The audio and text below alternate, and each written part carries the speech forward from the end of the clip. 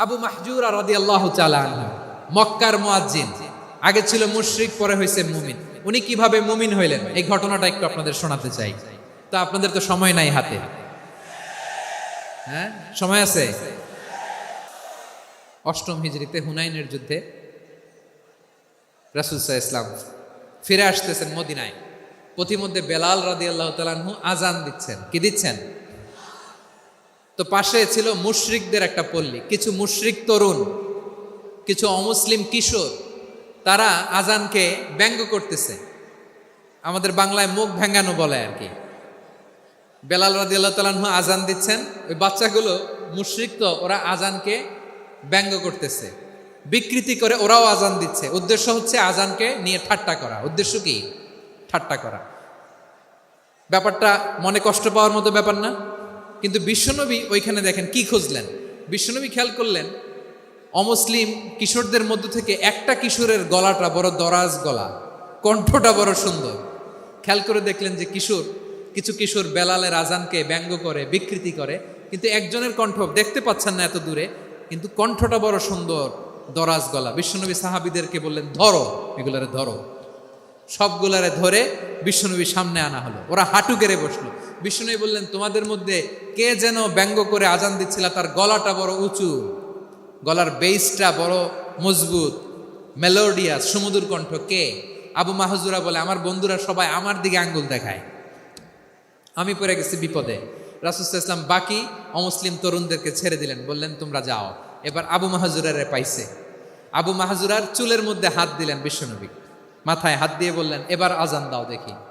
আবু মাহজুরা বলে, আমি তো আজান দিতে জানি না, কারণ আমি তো বেলালেরটা শুইনা দিছি, আমার তো মুখস্থ নাই, আমি তো আজান দিতে জানি না। বিষ্ণু বললেন, জানো না? তাহলে আসো, আমি তোমারে শিখাই দেই। সুবহানাল্লাহ পড়া। আবু মাহজুরা হাঁটু গেড়ে বসে, বিশ্বনবীর মোবারক হাত আবু মাহজুরার চুলের মধ্যে। বিশ্বনবী আজানের মুআল্লিম আবু মাহজুরাকে বলতেছে, ঠিক আছে তোমারে শিখাই দিচ্ছি, আমি যা যা বলবো আমার সাথে সাথে বলো, পারবা? আবু মাহজুরা বলে, পারবো। বিশ্বনবী আজান দিচ্ছেন মাথায় হাত দিয়ে, আল্লাহু আকবার, আল্লাহু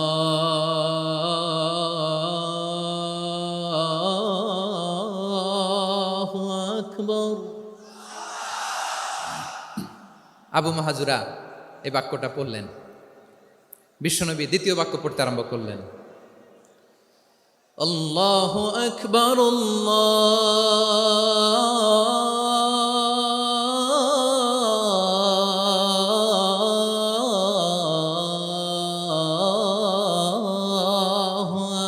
আকবার। আবু মাহজুরা এই বাক্যটাও বললেন। বিশ্বনবী আবু মাহজুরার মাথার মধ্যে হাত দিয়ে তৃতীয় বাক্য পড়লেন, আশহাদু আল্লা ইলাহা ইল্লাল্লাহ,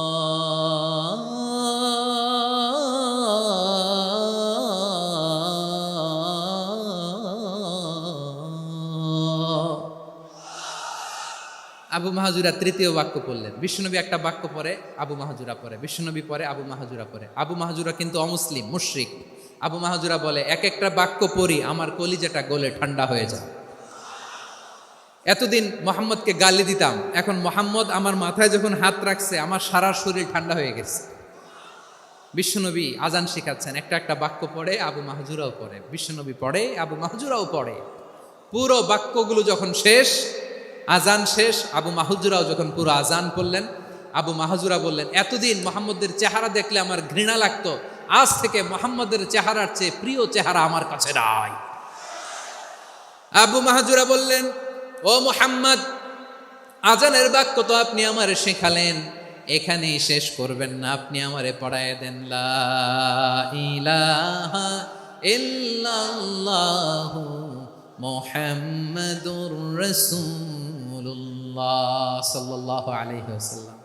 বিশ্বনবীর সাথে দাঁড়িয়ে উনি শাহাদা পড়ে মুসলমান হয়ে গেলেন। এবার আবু মাহজুরা বলে, ইয়া রাসূলুল্লাহ, ইয়া হাবিবাল্লাহ, আমি মুমিন হয়েছি, মুসলমান হয়েছি, আপনার কাছ থেকে আজান শিখার সৌভাগ্য আমি লাভ করেছি গো নবী। আমার কণ্ঠের বড় তারিফ করেছেন আপনি, আমার আজানকে আপনি পছন্দ করেছেন। একটা জিনিস আপনার কাছে চাই, আপনি আমাকে মক্কার মসজিদুল হারামের মুয়াজ্জিন হিসেবে অ্যাপয়েন্ট করে দে। বিষ্ণু ইসা ইসলাম বললেন, যাও আবু মাহজুরা, আমি তোমাকে পৃথিবীর শ্রেষ্ঠতম মসজিদ মক্কার মসজিদুল হারামের মুয়াজ্জিন হিসেবে অ্যাপয়েন্ট করে দিলাম।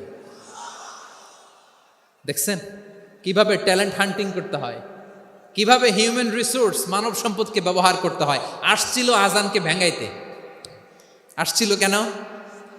আজানকে ব্যঙ্গ করার জন্য, বিকৃত করার জন্য। আজানকে বিকৃত করতে যে ইসলামের সবচাইতে শ্রেষ্ঠ মসজিদের মুয়াজ্জিন হয়ে গেল। পড়েন সুবহানাল্লাহ।